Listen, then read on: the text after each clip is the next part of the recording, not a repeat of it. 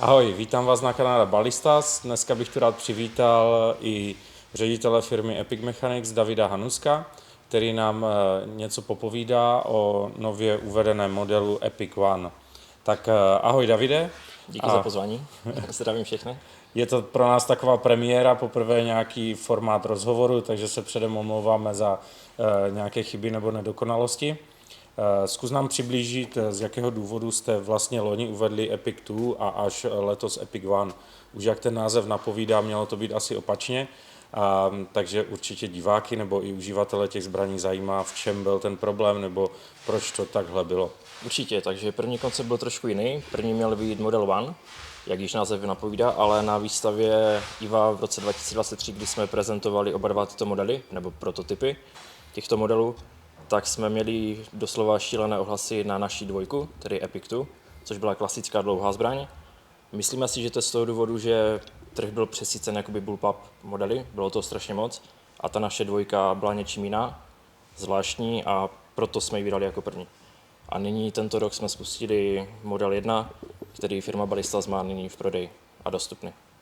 Super, můžeš nám říct nějaké základní rozdíly? Už jsme si řekli o tom, že model Epic 2 má nebo takové ty klasické rozměry a model Epic One je bullpup, ale jsou tam ještě nějaké větší rozdíly, na které by se měli zákazníci nebo uživatelé zaměřit, anebo podle kterých by se mohli rozhodovat, kterou zbraň zakoupí? Určitě, takže bullpup konstrukce je celkově kompaktnější, kdy vlastně hlaveň vám sahá až k rameni, takže vidíte, že tady toto je 550 hlaveň, ale 700 je stejně dlouhá, akorát přichází bez interního tlumiče, takže tohle je vzduchovka se 700 hlavní, když to dvojka má nějakých 125 cm, což je skoro dvojnásobek, takže střelec vlastně pro stejný výkon má Kompaktnější rozměry. jednou tolik kompaktnější vzduchovku. Ono, jenom abych divákům vysvětlil asi trošku obecněji, bullpup zbraně byly vyvinuty, nebo přišel s tím podle nás poprvé firma Edgun, která pochází z Ruska a vlastně vyvinula tento typ zbraně převážně na lov. A je to o tom, že to je kompaktní, že se to dobře přenáší. Ta zbraň není lehčí než klasické zbraně, ale prostě ta hlaveň v podstatě začíná až u zásobníku a tím pádem téměř u vaší hlavy. Máme ještě nějaké další rozdíly mezi tímto modelem a modelem 2? Určitě. U jedničky jsme představili náš nový regulátor. Princip mechanismu je stejný jako ten předchozí, ale vylepšili jsme to v tom, že je usazen celý v jednom těle, který jde snadno vyjmout jako celek, tudíž to bude jednodušší pro distributory nebo zákazníky při jakémkoliv problému, nemusí rozebírat, nedostanou se tam nečistoty, vytáhnou to jako celek a dají nový. Navíc dobrá feature je, že ten regulátor se dá přednastavit u nás na firmě, řekneme na nějakých 130 barů, a když to přijde zákazníkovi, vloží ho do zbraně, bude nastaven na 130 barů. Tudíž můžeme si předchystat takhle předem regulátory na určité tlaky. A tyto regulátory budou později i u modelu 2, anebo ty Určitě. regulátory budou odlišné u jednotlivých Chceme to modelů? udělat tak, aby to bylo i u modelu 2, ale jediný problém je, že je jiné tady to tělo regulátoru, ve kterém je to usazené, tudíž předěláme součástku u dvojky, kde je regulátor usazen a budeme schopni používat tento nový typ i u dvojky. Ale co se týká funkčních vlastností, tak i ten první regulátor, i Ten tento princip regulátor, fungování je princip je úplně stejný. stejný. Akorát, jestli jsem pochopil dobře, tak se prostě nám uvnitř firmy lépe nastavuje a tím pádem může jít už nastavený zákazníkovi Přesně tak. bez zbraně. I pro servis je to jakoby lepší varianta. A když už se bavíme tady u kartuší, tak jednou z takových výhod a inovací u modelu 1 je odnímatelná celá kartuše pod tlakem, ne pouze láhev, ale i když máte variantu s klasickou kartuší, jsou tady dva šrouby ze spod, které povolíte, vytáhnete pin a můžete celou kartuši vytáhnout pod tlakem. Tudíž se dostanete velmi snadno k ventilu, protože ventil jedničky je zasazen tady v tomto posledním konci, jakoby dílu na konci, takže ta operace je zase o něco příjemnější. Nemusíte jak u dvojky rozebírat celé tělo. Je to asi, když teďka to tak poslouchám, je to jedna z mála zbraní, mě nenapadá, která jiná zbraň to má, kdy u klasické kartuše neberu kevlarovou láhev, ale i ta klasická kartuše jde vyšroubovat pod tlakem a znovu našroubovat pod tlakem. Takže můžete mít i rezervní v podstatě klasické kartuše, což je za mě perfektní feature, kterou určitě někteří uživatelé, kteří obzvlášť používají tyto zbraně ve vysokém výkonu, určitě využijou. Láhve taky jdou vyndat pod tlakem, nandat pod tlakem, je to pořád stejné jako dodáváme už s ventilem, takže zákazník je schopen si dokoupit náhradní láhve. Při střelbě nemusí tahat velkou flašku, stačí tady tato karbonová láhev. Po střelbě, jak mu dojde vzduch, vymění za jinou. Je to otázka 1 minuty. Perfektní. A dostatek vzduchu. A jaké známe teda, nebo jaké jsou varianty teďka těch zbraní One? Určitě, takže nejkratší hlaveň začíná, jsme u 420, což je tady tento model, je to nejkompaktnější. Promiň, že tě přerušuju. 420 je nějaký nový rozměr hlavně, který u modelu 2 nebyl. To znamená, bude v budoucnu u modelu 2 nebo nebude? Uvažujeme o tom, jak už již víte, tak když jsme představili model 2, tak je to vlastně jedna vzduchovka, ale prodávali jsme ji v cca základních 50 variantách, což už tak bylo hodně pro zákazníky a bylo těžké si vybrat.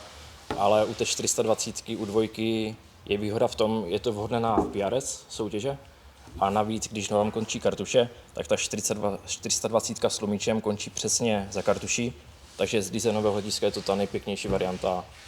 Takže buď budete mít v nabídce vlastně i dvojku ve 420, anebo po případě vyřešili formou barrel kitu. Barrel kitu, to znamená, když má člověk 550, tak si potom bude moct u nás na Ballistasu dokoupit vlastně 420 barrel kit a jenom si to přehodí, což je jedna z dalších takových výhod této zbraně, že si nekupujete jednu zbraň, kterou budete mít celou dobu, ale můžete si ji postupně měnit, tunit a dělat si s ní, co chcete. Nemůžete si přehodit, určitě si jsem pochopil dobře, model 2 za model 1, protože těch odlišností je tam spoustu, ale můžete si udělat například z tohoto modelu 1 ve finále tento model 1. Je to tak? Přesně tak. Co mě zaujalo hodně u modelu 1 je toto velké hliníkové tělo. Je to nějaký odlitek, anebo je to z plného materiálu a soustružená věc? Je to všechny vlastně díly součástky máme soustružené, takže tohle je jeden velký monoblok. I ta spodní část vlastně toho hlavního těla, který vidíte, je to taková naše charakteristika značky. Snažíme se opravdu, aby ta zbraň byla robustní, pevná a je to taková, řekl bych, i výhoda oproti konkurenci, čím se chceme odlišovat. Nic tady nechceme ošidit a je to taková naše devíza. Je to, jestli to chápu dobře, ty zbraně dokážou udělat v nějaké ráži 635 i 150 joulů. Ještě doplním, že u té jedničky, protože konstruktér Jirka taky se žená za vysokými výkony, tak tady jsme byli schopni až 200 joulů. Až 200 joulů. Samozřejmě plně otevřený ventil, silnější pružina, ale pro ty fajnšmekry, kdo se taky žene za těmito výkony, je to možné. Samozřejmě je to potom střelba při regulátoru na 200 barech, takže je to celkem jakoby nepraktické, ale kdo chce, je schopný toho dosáhnout. Takhle používat.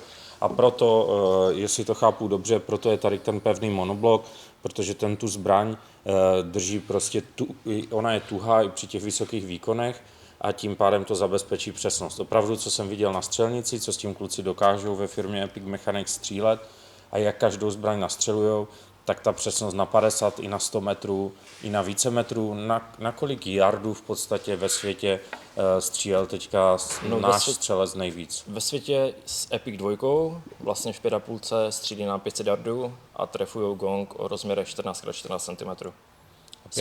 Z 5 rán dají třeba 3 zasahy. No, tak 500 yardů se bavíme skoro 460 metrů. Přesně tak, takže až na takové úctyhodné vzdálenosti s těmi zbraněmi můžete střílet. Co mě dále zaujalo, jsou vlastně veškeré možnosti upnutí různého příslušenství. Můžeš nám říct, kdy je ta zbraň vybavena nějakou arkalištou, kdy není, kde tu jsou všechny možné úchyty na té zbrani? Určitě. Ukázal bych to tady na tom základním modelu. Takže základní model přichází v této konfiguraci, kdy nahoře máte základní pikatiny lištu. Tady máme ještě další lížinu, po které můžete posouvat výver lištu. Já ti do toho skočím. Ta lížina je po celé délce, jestli je to po celé délce toho hlavního těla. A můžeme tím pádem i lícnici posouvat, kde chceme, i v podstatě ryslištu posouvat, kde chceme. Kdyby chtěl někdo střílet s kolimátorem, dá si to blíže, případně optiku. Každý si to opravdu může nakonfigurovat podle sebe a nastavit. Což je super, taky jsem to neviděl u žádné jiné zbraně. A připadají mi, že některé prvky tu jsou až jako moc dokonalé, ale zase říkáme, je to zbraň v hodnotě kolem 50 000 plus minus, podle toho, v které konfiguraci to budete chtít. Některé konfigurace začínají na 40, ale můžete se vyšplhat i přes 60 tisíc, takže opravdu je to vhodné, ať ta zbraň má spoustu toho dodatečného takového příslušenství a dalších věcí. Dále bych se chtěl zeptat, co se týká vlastně nabíjení a co se týká celkové funkčnosti. Je zde stále umístěný vyvážený ventil, tak jako u dvojky? Přesně tak, je tady trošku robustnější tento ventil, jelikož jsme zde měli více prostoru, takže měl by pracovat ještě lépe. Jenom dodám ještě i pro dvojku, i pro jedničku chystáme ráží 762. Na to čeká strašně moc zákazníků ve světě hlavně. Amerika U a nás ty to bude... státy, kde to je vlastně povolené, u nás to je vlastně jako Na C1 registraci. na registraci. To znamená, můžete si to koupit od 18 let, kdokoliv bude chtít, ale musí si to zapsat na policii. Nepotřebujete žádný zbrojní průkaz, nic k tomu nepotřebujete. Takže já taky doporučuji, pokud to máte opravdu na maximální výkon, tak 762 aspoň jednu zbraň mít takovou doma je super sranda. Nám se s tím podařilo prostředit lodní kontejner. Když střílíte pořád do jednoho místa, tak opravdu při těch výkonech víme už teďka, jaké budou výkony? Chceme to ještě pořádně otestovat. Čekáme na novou varku hlavní, po poslední modifikaci od firmy Lothar Walter, protože 762 jsme schopni nyní dostat pouze od této firmy, ale budeme se blížit k nějakým 240 joulům. Což je perfektní. Při 240 joulech můžete střílet i s opravdu těžkými slagy. A jak jsou na tom zásobníky vlastně u Epic One? Jak dlouhé slagy se do těch zásobníků vlezou? Víš? Úplně bez problémů zde vlastně vložíte slagy o délce 14 mm a chystáme ještě jednorannou redukci. Nyní jsme vytvořili novou redukci pro Epic 2, která bude dostupná během týdne i na firmě Ballistasu.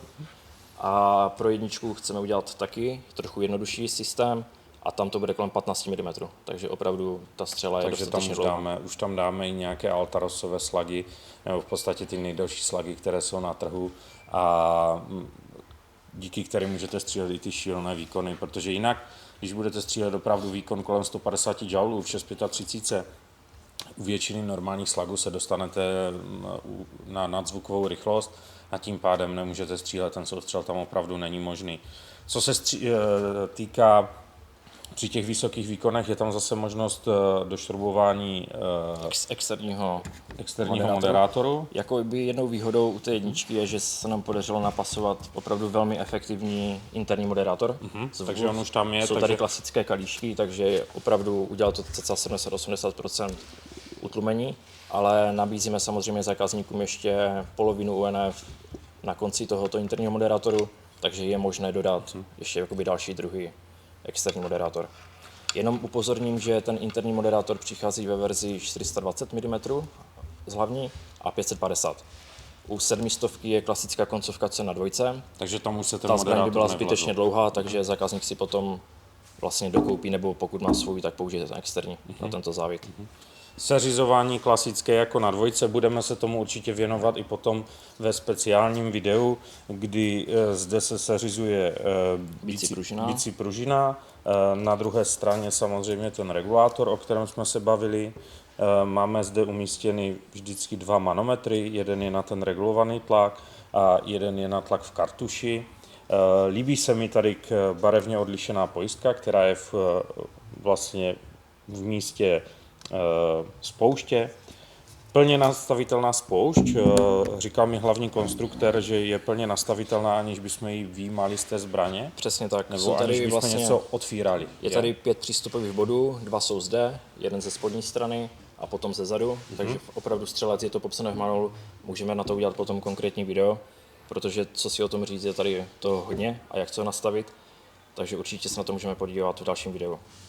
Co mně se líbí, i v podstatě tato taktická bodka vzadu je vyrobená normálně vysoustružená, je vyrobená z hliníku, jenom ta spodní nebo zadní část je plastová.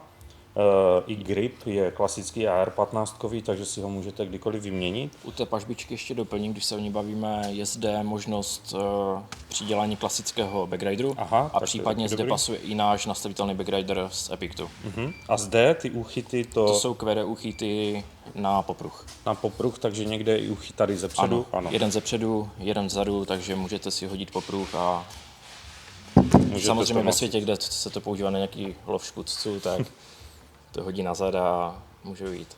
Jako za mě se samozřejmě, já jsem byl vždycky trošku větším příznivcem těch klasických zbraní, takže mně se líbí více model Epic 2, ale zase je spoustu milovníků nebo lidí, kteří používají zbraně na lov, tak milují bullpupy a je určitě nutné takovou zbraň mít v nabídce a proto si myslím, že jste s tím určitě Přesně přišli. tak, takový byl celý koncept. Mít jednu klasickou dlouhou vzduchovku, ale ta poptavka po bullpup modelech je stále velká, takže musíme taky poslouchat naše zákazníky.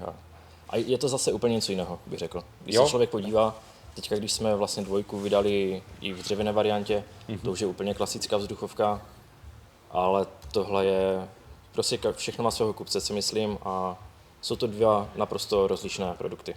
Teď vám ještě ukážeme zbraň v jiné specifikaci, Epic One, ale trošku plně osazenou. A taky vám ukážeme určitě v dřevě, kde ji chystám, nebo firma Epic Mechanics ji chystá v dřevěném provedení.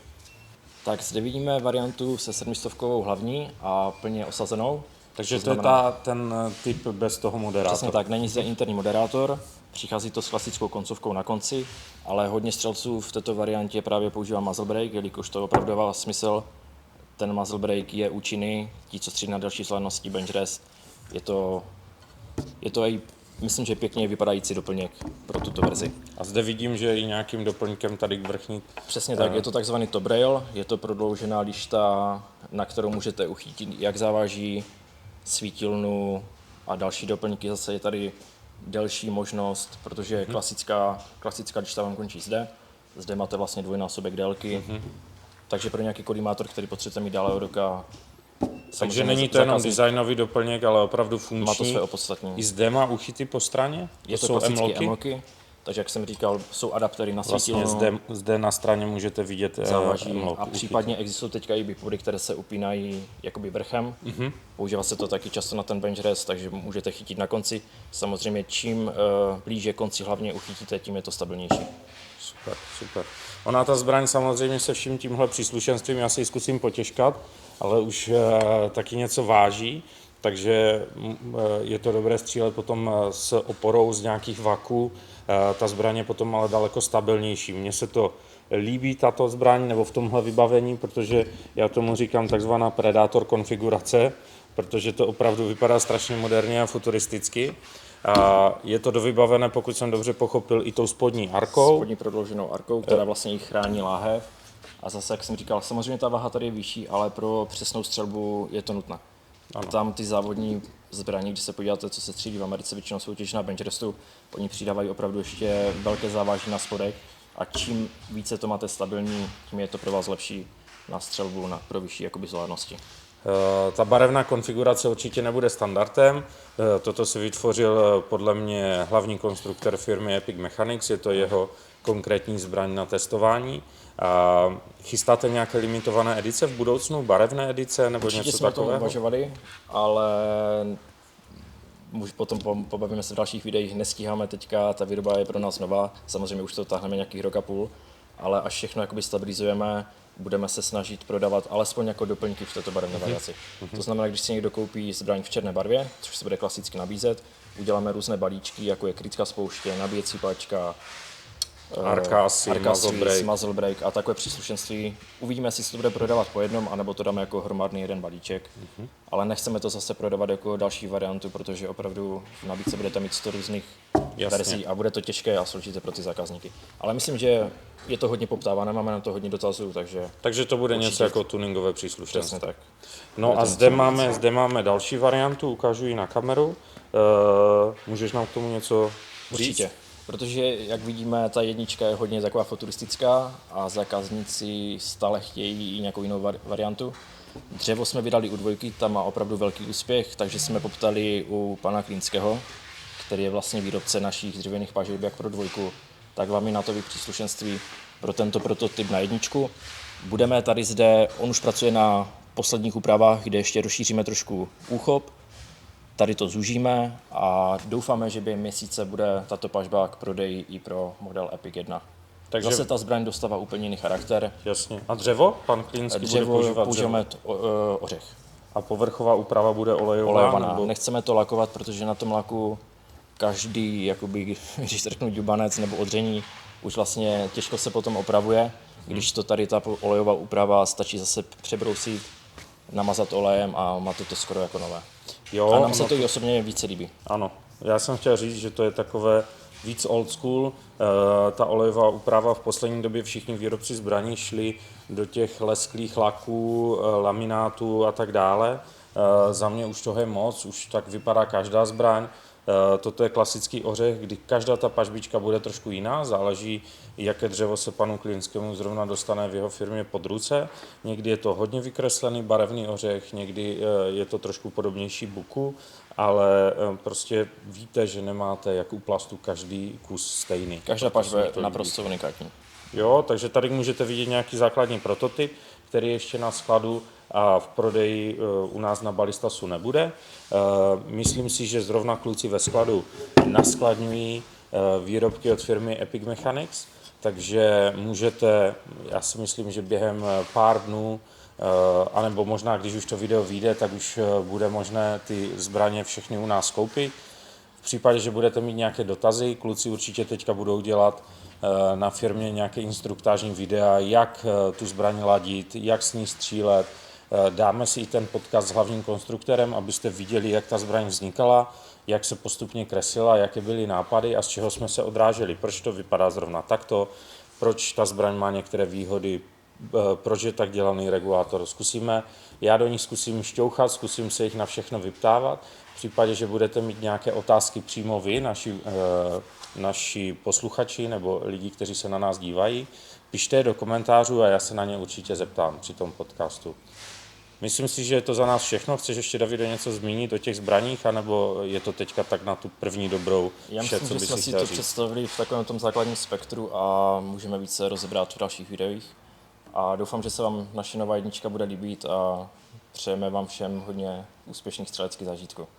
Tak se mějte a zase příště u dalšího videa. Ahoj. Ahoj.